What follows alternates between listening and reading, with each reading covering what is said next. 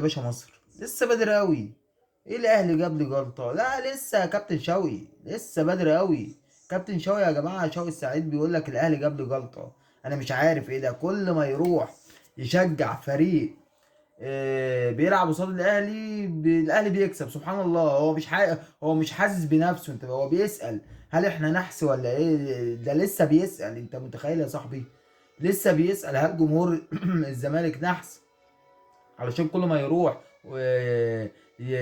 يشجع فرقه بتقابل النادي الاهلي تخسر الفرقه اللي هو بيشجعها دي. فهو مش مقتنع، او لسه بيسأل، او مش مصدق نفسه. وده اعتراف برضو منه واضح وصريح ان الزملكاويه بيشجعوا اي فريق بيقابل النادي الاهلي. الله يكون في عونهم والله. بنلففهم القاره دي.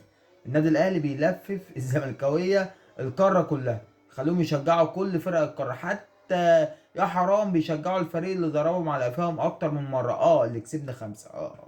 اللي كسبنا خمسه وكسبك انت برضه وخد على قفاك دوري ابطال افريقيا.